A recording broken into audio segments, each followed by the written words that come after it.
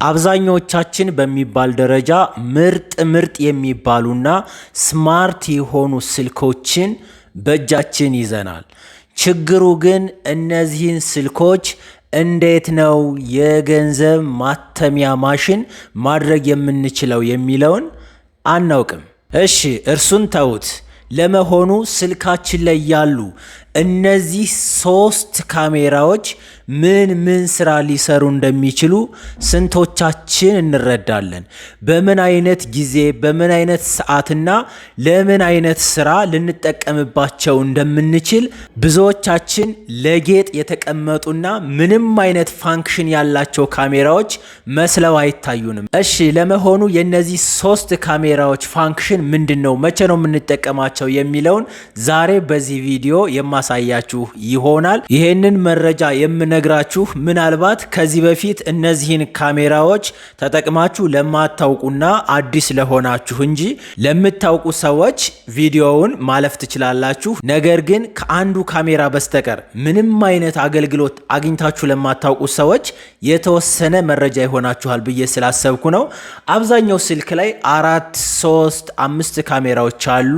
እንዳጠቃላይ ሲጠቃለል ግን አሁን ከምነግራችሁ 3 የካሜራ አይነቶችና ፋንክሽናቸው የተለየ ተግባር አይኖረውም። ሁላችንም ይሄንን ቪዲዮ ላይክ በማድረግ እንጀምር። ወደ ቪዲዮ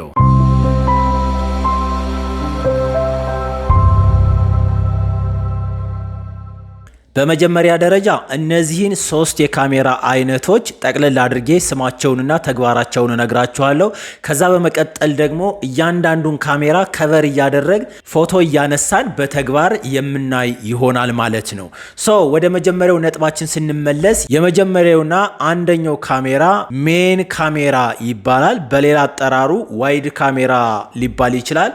ይሄኛው እንግዲህ ዲፎልት የሆነው ካሜራችን ነው። ልክ ካሜራው እንደነካችሁት የሚከፍተው የምስል ማንሻ ካሜራ ምን ይባላል? ዋይድ ካሜራ ወይንም ሜን ካሜራ ይባላል።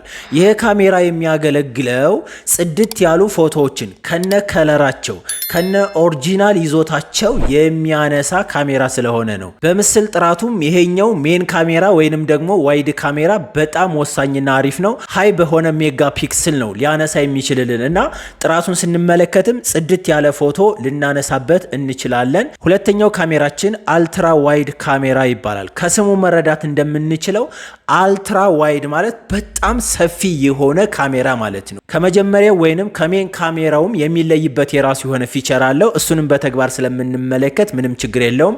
ይሄኛውን ካሜራ የምንጠቀመው ላንድስኬፕ ቦታዎችን ለማንሳት፣ ሪል ስቴት የሆኑ ሰፋፊ ቦታዎችን ለማንሳት፣ አርኪቴክቸር ኢሜጆችን ለማንሳት፣ ሰፊ የሆነ ግሩፕ ፎቶ ለመነሳትም እንጠቀምበታለን። በሜን ካሜራው መግባት የማይችሉ ምስሎችን ኢቭን እስከ 360 ዲግሪ ሮቴት እያደረጋችሁ ቀስ ብላችሁ ስልኩን እያንቀሳቀሳችሁ ማንሳት ትችላላችሁ።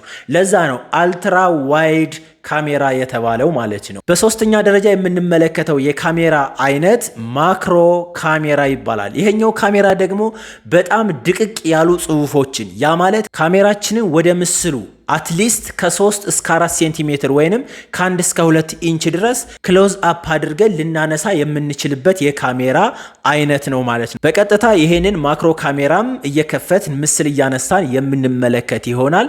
ከናንተ የሚጠበቀው እንግዲህ ቪዲዮውን እስከ መጨረሻው መመልከትና ላይክ ማድረግ ነው ማለት ነው። በጣም አሪፍ። አሁን ደግሞ እያንዳንዱን ካሜራ እየከፈት እንዴት አይነት ምስሎችን ልናነሳ እንደምንችል እንመለከታለን። እሺ አሁን ወደ ስልካችን ገብተናል። እንደምታዩት 3 ካሜራ ነው ያለ እዚህ ጋር። ካሜራችንን እናበራለን። ባይ ዲፎልት መጀመሪያ ላይ ወደ ካሜራችን ስንገባ የምናገኘው የካሜራ አይነት ምንድነው ብለናል? ሜን ወይንም ዋይድ ካሜራ ብለናል። ይሄኛው እንደምታዩት አሁን እዚህ ጋር እንደዚህ አድርጌ ቀጥ አድርጌ ቢይዘው ሌንሳችን ጋር የገባው ኢሜጅ ብቻ ያ ማለትም ስትሬትሊ ይሄኛው ፓርት ብቻ ይነሳል ማለት ነው። ሉክ አሁን ካሜራችንን አነሳን።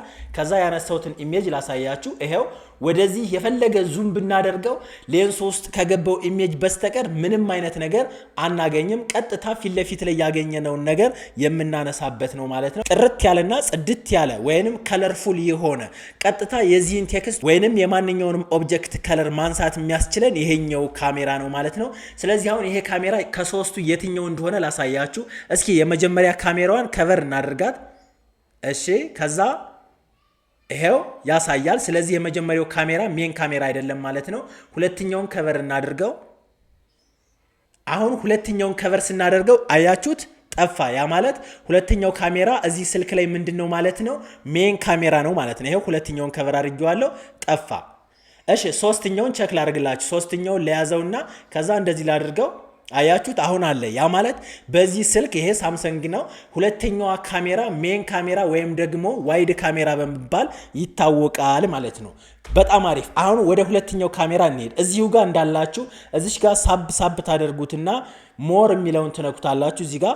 ከዛ በኋላ ፓኖራማ የሚል አለ። እቺኛዋ ሁለተኛዋን ማለት ነው። አንድ ጊዜ ትነኳታላችሁ። ፓኖራማ ሲሆን እንደዚህ አይነት ኢሜጅ ያመጣላችኋል። እሺ ይሄ ማለት አልትራ ዋይድ ካሜራ ወይንም በሌላ አጠራሩ ዋይድ አንግል ሌንስ የምንለው ነው ማለት ነው። አሁን እስኪ የትኛው ካሜራ እንደሆነ አልትራ ዋይድ ካሜራ ቼክ እናድርግ። ለምሳሌ ቅድም ቼክ እንዳደረግነው የመሃለኛው ወይንም ሁለተኛው ካሜራ ጨፍነን ስንሞክረው ኦልሬዲ ይሰራል። ምክንያቱም ይሄ ካሜራ ሜን ወይንም ዋይድ ካሜራ ስለሆነ ማለት ነው። እሺ ሶስተኛውን ከቨር እናድርግና እንሞክረው። ሶስተኛውን ከቨር ስናደርገውም ስቲል ይሰራል። ስለዚህ አልትራ ዋይድ ካሜራ የሚሆነው የትኛው ነው ማለት ነው? የመጀመሪያው ነው ማለት ነው። ይሄው የመጀመሪያውን ከቨር ሳረገው ምንም አይነት ካሜራ አይሰራም ወይም ሌንሱ ይሄ ነው ማለት ነው። ስለዚህ ይችኛዋ ካሜራ የመጀመሪያዋ ምንድነች ማለት ነው? አልትራ ዋይድ ካሜራ ይባላል። ይሄንን መቼ ነው የምንጠቀመው መሰላችሁ? በጣም ሰፊ የሆነ ላንድስኬፕ ማንሳት ስንፈልግ እንዲሁም ደግሞ ግሩፕ ፎቶ ስንነሳ። አብዛኛውን ጊዜ የግሩፕ ፎቶ ስንነሳ ዳርና ዳር ላይ ያሉ ሰዎች ይቆረጣሉ አይደል? በዚህኛው ኬዝ ወይም ይሄኛው ሌንስ ስንጠቀም ግን ሙሉ ለሙሉ ኢቭን ሰርክል የሆነ ግሩፕ ራሱ ምንም ሳይቆራረጥ መነሳት ይችላል ማለት ነው። ለምሳሌ እንሞክር እዚሁ ጋር ሉክ። አሁን ይሄኛው ሬክታንግል ምስሉ ይታያችኋል አይደል? ቀስቱም አለ። ከፈለጋችሁ ወደ ግራ እንደዚህ ዞር ልታደርጉ ትችላላችሁ፣ ከፈለጋችሁ ወደ ቀኝ ማለት ነው። ስለዚህ አሁን 360 ዲግሪ እየተሽከረከርን እንዳለ ይሄንን ካሜራ ቀርጬ ላሳያችሁ። ስታርት ትሉታላችሁ በመጀመሪያ። ከዛ በኋላ ከፈለጋችሁ ወደ ቀኝ ከፈለጋችሁ ወደ ግራ ታሽከረክሩታላችሁ። ከዚህ ሬክታንግል ፍሬም መውጣት የለባችሁም። ከዚህ ሬክታንግል ፍሬም ከወጣችሁ ሹቱ ይቋረጣል ማለት ነው። ስለዚህ ይሄው እንቀጥላለን። እያዞርኩት ነው ተመልከቱ። በ360 ዲግሪ ለማዞር እየሞከርኩ ነው። በጣም ረጅም ነው። አሁን ካፕቸር ያደረግኩትን ላሳያችሁ። እዚህ ጋር ገባና ምን ያክል ረጅም እንደሆነ ተመልከቱ። ሉክ ከዚህ ጀምሮ እስከዚህ ድረስ አንድ ኢሜጅ ነው። ያያችሁት ነው። ዙም ታደርጉታላችሁ። ሉክ በኖርማል ካሜራ ይሄንን በጭራሽ ማንሳት አትችሉም። በጣም ሰፊ የሆነ ኢሜጅ በአንድ ጊዜ 360 ዲግሪ ቀስ እያላችሁ ሮቴት እያደረጋችሁ መቅረጽ ያስችላችኋል ማለት ነው። ሌላውና ሶስተኛው ማክሮ ካሜራ ይባላል። ይሄ ደግሞ ኦብጀክታችሁ በጣም ክሎዝ ከሆነ በተለይ ግድግዳ ላይ የተጻፈ ጽሁፍ ወይም ደግሞ አንዳንድ ነገሮች ከሆኑ የምትጠቀሙት ይሄንን ማክሮ ካሜራ ነው ማለት ነው። እሱንም ላሳያችሁ። ሞር ከሚለው ጋር እንገባለን እዚህ ጋር እንደምታዩት። ከዛ በኋላ ማክሮ የሚላለ አንድ ጊዜ እንነካዋለን። አሁን ማክሮ እንደምታዩት ይሄንን ቴክስት ራሱ ብለር አድርጎ ነው የሚያሳየን አይደለ? ስለዚህ በጣም መጠጋት አለበት። እስከ ስንት ኢንች ብያችኋለሁ? ከ1 እስከ 2 ኢንች። በጣም ስታስጠጉት ተመልከቱ፣ ጽድት እያደረገው ይሄዳል። በጣም ስታስጠጉት። አሁን እንግዲህ ከዚህ ወረቀት እስከ ሌንሱ ድረስ ያለውን ርቀት ብታዩት በጣም ክሎዝ የሆነ ነው። በኖርማል ካሜራ እንደዚህ አድርጋችሁ ማንሳት አትችሉም። ባይዘዋይ ብለር ነው የሚያደርገው። አያችሁት? ኦልሬዲ እኮ ተነካክቷል። ካሜራውና ወረቀቱ ተነካክቷል። ግን እንዴት እንደሚያነሳው ያያችሁት ነው። ጽድት አድርጎ ያነሳዋል ማለት ነው። ሉክ ስለዚህ ማክሮ ካሜራ ማለት በጣም ጥቃቅን የሆኑትንና ከግድግዳ ላይ ያሉ ጽሁፎች ወይም ደግሞ ለመለየትና በኖርማል ካሜራ ካፕቸር ማድረግ ማንችላቸውን ኦብጀክቶች ለማንሳት ይጠቅማል ማለት ነው። በዚህኛው ኬዝ የትኛው ነው ማለት ነው? ይቺ ሶስተኛዋ ካሜራ ማክሮ ካሜራ ትባላለች። ይሄው እንደምታዩት ከቨር ሳደረገው ሶስተኛውን ምንም አይነት ኢሜጅ አያሳይም ማለት ነው።